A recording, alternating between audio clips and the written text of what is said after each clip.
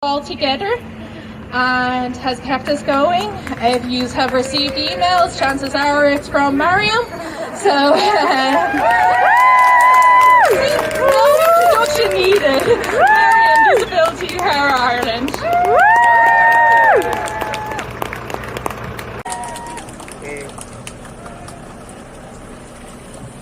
Thank you everyone for taking time out for a difficult week to come here today.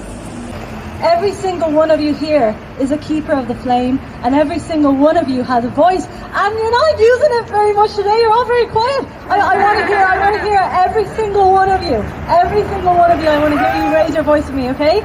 Okay, what do we want? Scrap the green paper! Do we want it? No! What do we want? Scrap the green paper! What do we want? No! What do we want? Scrap the green What do paper! we want it? No! What do we want?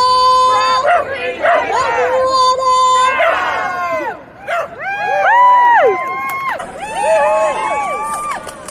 Everyone is a keeper of the flame, and right now our collective fire is burning bright!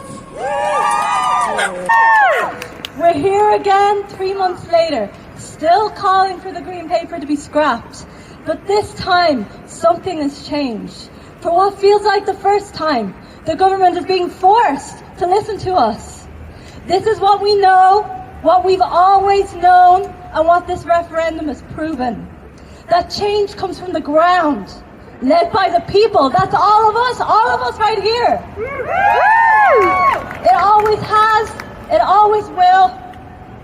All power to the people. All power to the people. All power to the people. All power to the people. All power. All power. Louder. All power. To the people! All power. All power. To the people! With every major party in government, including those on the left, who claim to support us. Thank you for your humility today, by the way, for all of the speakers who came earlier. And for all of the puppet NGOs and by non-disabled people who claim to be able to represent and speak for us, for saying yes, yes. A wave of strong disabled voices stood up and said, hello! They opened eyes nationally to the appalling ways in which we are viewed and treated in this country. About how we must just be grateful for those who help carry the burden of our existence.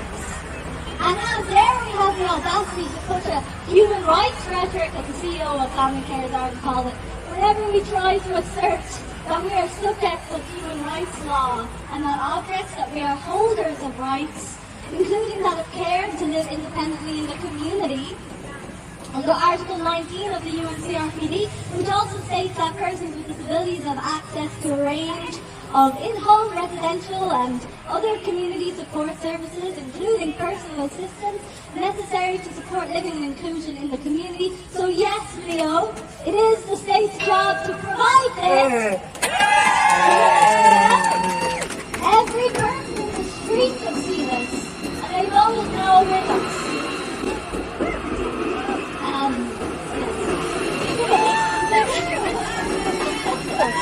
The government's ignorance is perfectly encapsulated by this green paper. We said it before, but we'll say it again. Now that the public may finally be hearing us, the green paper is an insult to human rights and dignity. It is a slap in the face to the disability rights movement and everything that we have been calling for decades.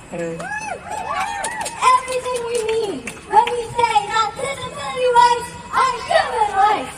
Disability rights are human rights. Disability rights are human rights.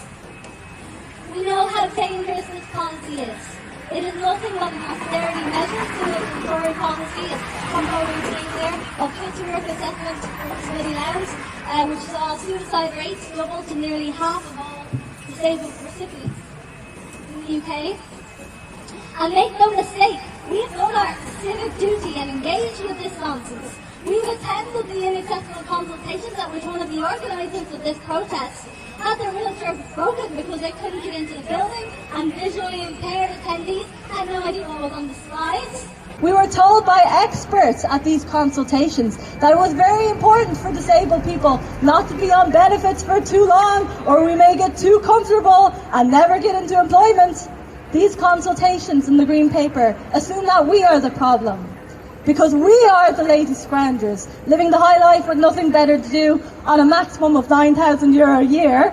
9,000 a year does not even cover rent, let alone living expenses. It does not even cover the additional cost of living with a disability, which the Indicon report found to be between 9,000 and 12,000 a year. We are so sick of saying that statistic over and over again. But now that people are finally getting a glimpse of the truth in this referendum, now that maybe they're listening, let's tell them the truth again. This Green Paper only came about because disabled people themselves and their DPOs were not consulted with from the beginning at every stage of the process, which is a requirement under the UNCRPD. Even when we are invited, it's never paid because the expertise and the lived experience of disabled people is not valued. While everyone else at the table, the non-disabled people who represent us, are on 60 to 105k salaries, exorbitant salaries that went to the people being paid to put this Green Paper abomination together. Exorbitant salaries that will go to the independent consultants who will have to medically assess every single one of us who already know we're disabled. We already know this. And I actually have a copy of the Green Paper here. Let me just get it out. So, for everyone who needs an audio description, Maryam Madani, a brown person in a wheelchair, is holding up the Green Paper. This is a roll of toilet paper. So, Minister Humphreys, this is what we think of your Green Paper. The Green Paper is toilet paper. The Green Paper is toilet paper. The Green Paper is toilet paper. The Green Paper is toilet paper. That's it. The Green Paper is toilet paper. The Green Paper is toilet paper. The Green Paper is toilet paper. Okay, who wants it? Who wants it? Woo!